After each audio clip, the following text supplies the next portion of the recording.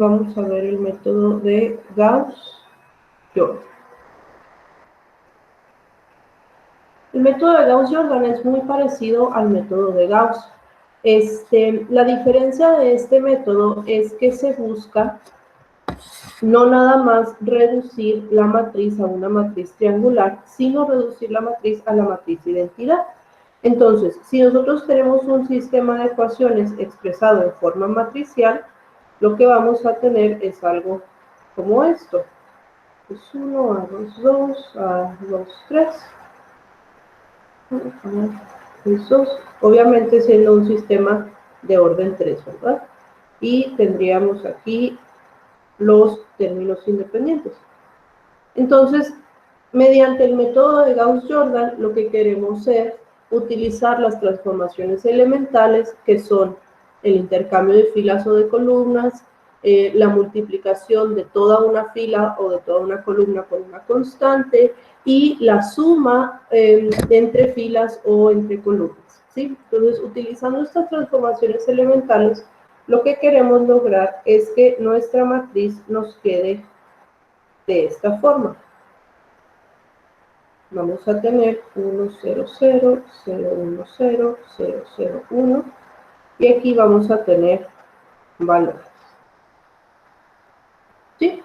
Entonces, al utilizar el método de Gauss, lo que sucede es que ya no necesitamos, ya no es necesario pues completar el sistema o para resolverlo utilizando el método de reducción, a diferencia del de Gauss. En el método de Gauss-Jordan, aquí directamente obtenemos los valores de cada una de las incógnitas o variables del sistema. Aquí, por ejemplo, x1 pues valdría de 1, x2 valdría de 2 y x3 valdría de 3.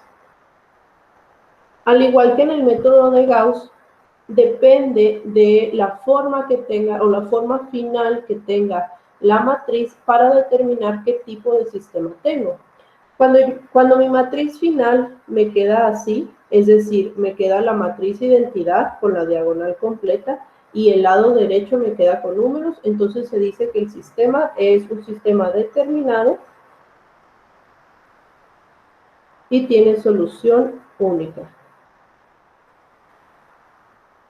Si yo hago el método de Gauss-Jordan y lo que obtengo es algo así, aquí va a ser un número, ¿sí? Y lo que tengo es algo así, en donde todo un renglón se me convierte en cero, tanto el lado de la matriz de coeficientes como el lado de la matriz de términos independientes. Entonces aquí lo que se dice es que el sistema es un sistema determinado, pero con solución múltiple.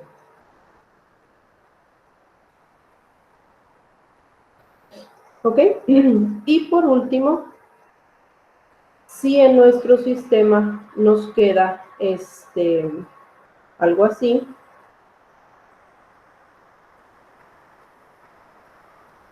aquí nos van a quedar algún número.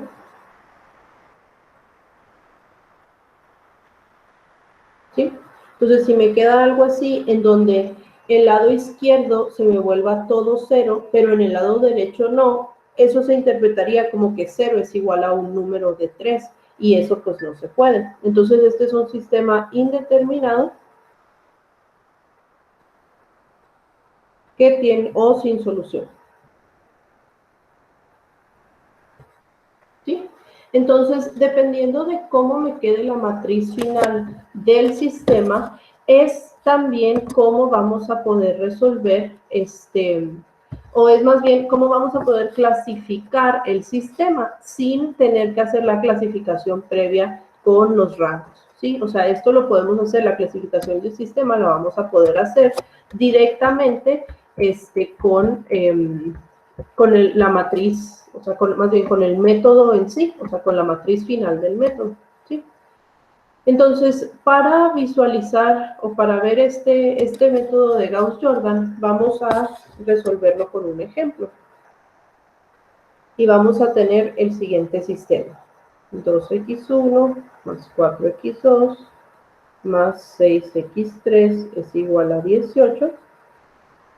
4x1 más 5x2 más 6x3 es igual a 24 y 2x1 más 7x2 más 12x3 es igual a 30. ¿Ok? Entonces, lo primero, perdón, que tenemos que hacer es lo primero que tenemos que hacer es representar este sistema en forma matricial. Es decir, tenemos que identificar lo que es la matriz de coeficientes y la matriz de términos independientes. ¿Qué número era este? 12. Me pasa por escribir mal.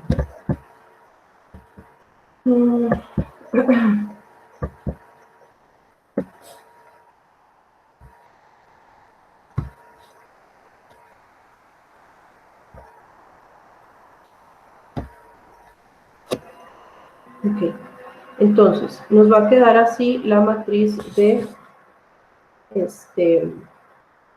perdón, el sistema representado en forma matricial.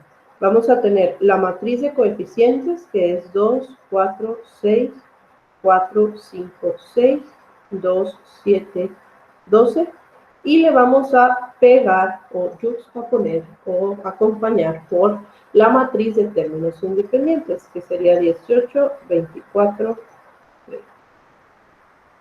¿Ok? Entonces, en donde vamos a estar trabajando, pues es precisamente en la forma matricial del sistema. Lo primero que tenemos que hacer es crear nuestro pivote en la posición 1, 1 de la matriz.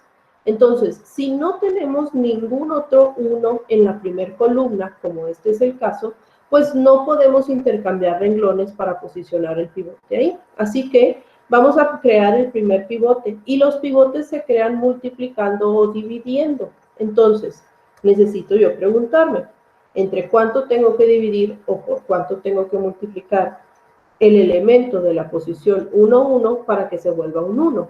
Y pues aquí, entonces, el renglón 1 completo lo vamos a multiplicar por un medio o a dividir entre 2, ¿sí? Al hacer esto, me va a quedar 1, 2, 3, 9. Es mi nuevo renglón 1. Los otros dos renglones pues se van a quedar igual porque esos no los estoy modificando. Ya que tengo entonces el primer pivote, que es el elemento 1, 1, vamos a eliminar, vamos a transformar en 0 el resto de los elementos de la columna 1, es decir, el 4 y el 2. Para poder transformar en 0 estos elementos, lo que necesitamos hacer es cuánto le tengo que sumar o restar para que ese elemento se vuelva un 0. Entonces, por ejemplo, pues en el caso del elemento 4 le tengo que sumar un menos 4. Y en el caso del elemento 2 le tengo que sumar un menos 2. Ese menos 4 y ese menos 2 lo vamos a sacar a partir del elemento pivote. Es decir, si yo multiplico el renglón 1 por menos 4 y le sumo el renglón 2, al sumar los elementos correspondientes de cada posición, ¿sí?, entre los dos renglones, pues me va a quedar una suma de un menos 4 más el 4 y es donde se va a transformar. ¿Sí? Y lo mismo va a suceder con el renglón 3. Si yo multiplico el renglón 1 por un menos 2 y lo sumamos con cada elemento del renglón 3, pues entonces el 2 se va a transformar en un 0. Como en este caso el renglón 1 era el renglón pivote, aunque aquí los esté multiplicando, esa multiplicación no lo va a transformar. El que se transforma es el renglón que se suma, ¿sí? Entonces el renglón pivote, o sea, como su nombre lo indica, pues es como una base y ese se va a quedar igual. Y entonces vamos a tener 1 por menos 4, más 4, 0. 2 por menos 4, menos 8, más 5, menos 3. 3 por menos 4, menos 12, más 6, menos 6. Y 9 por menos 4, menos 36. ¿Sí? Menos 36. ¿Sí? ¿Sí era 9? Sí. Menos 36 más 24 me va a dar menos 2. ¿Ok? Y ya transformé entonces el siguiente renglón. Vamos a transformar ahora el renglón 3. Vamos a tener 1 por menos 2, más 2, 0. 2 por menos 2, menos 4, más 7, 3. 3 por menos 2, menos 6, más 12, 6. Y 9 por menos 2, menos 18, más 30, menos 18 más 30, 12. ¿Ok?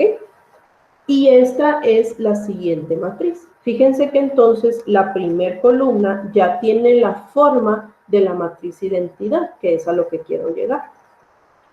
Lo que sigue aquí es transformar el siguiente pivote. El pivote que sigue es el elemento 2, 2, que en este caso es el menos 3.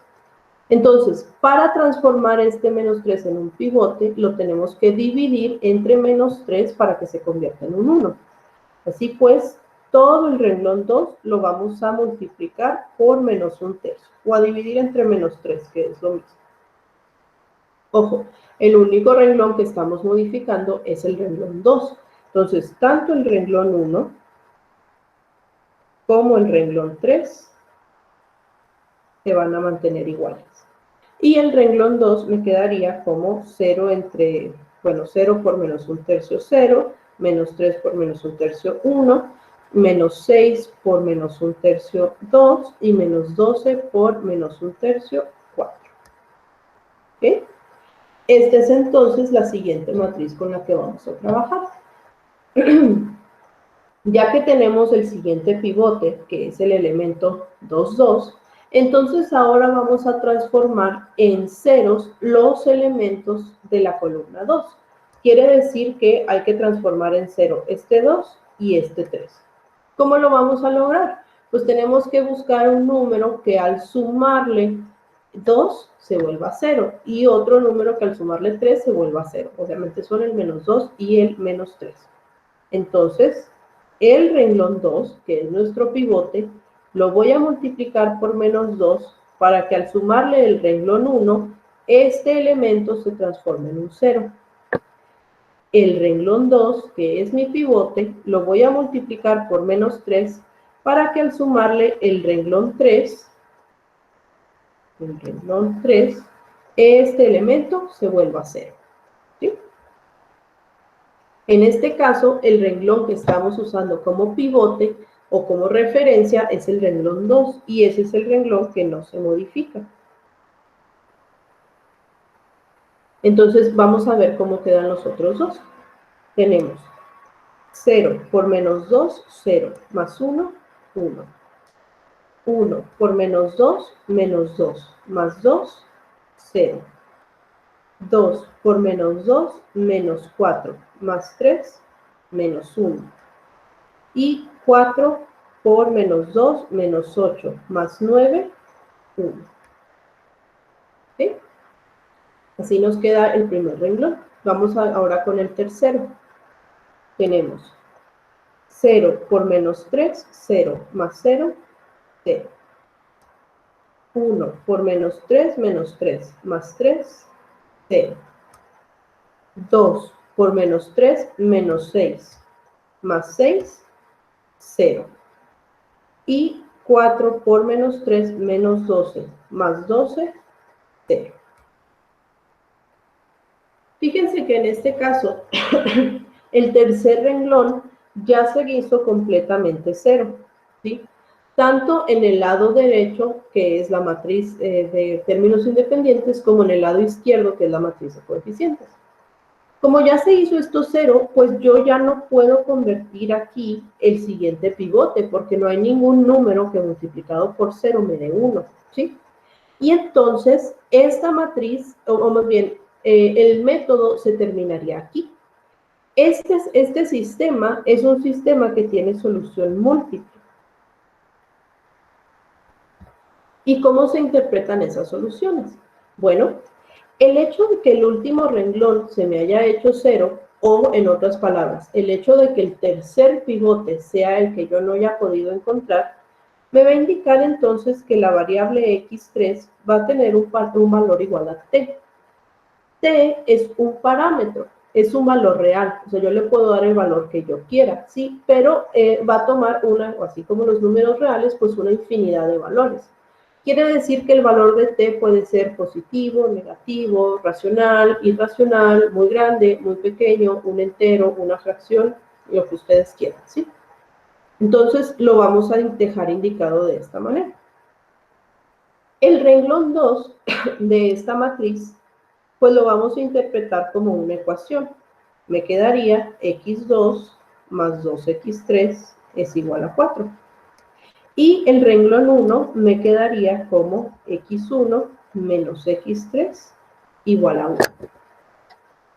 Si yo estoy diciendo que x3 es igual a t, entonces quiere decir que las otras dos variables, x1 y x2, también las puedo escribir en términos del mismo parámetro t.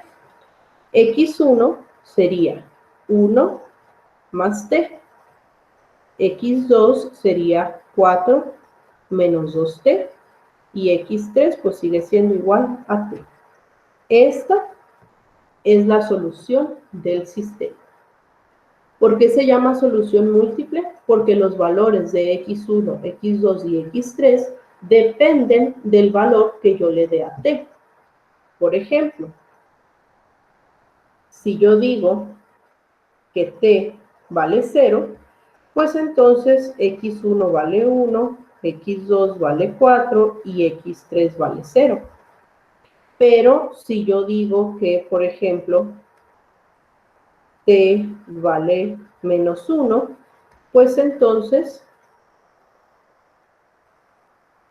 x1 sería 1 más menos 1 me da 0, x2 sería 4 más 2 me daría 6, y x3 pues valdría menos 1. ¿Sí? Entonces, el valor de cada una de las variables va a depender del parámetro t. En algunos libros se lo van a encontrar como R o como S en lugar de T, pero significa exactamente lo mismo. ¿Okay?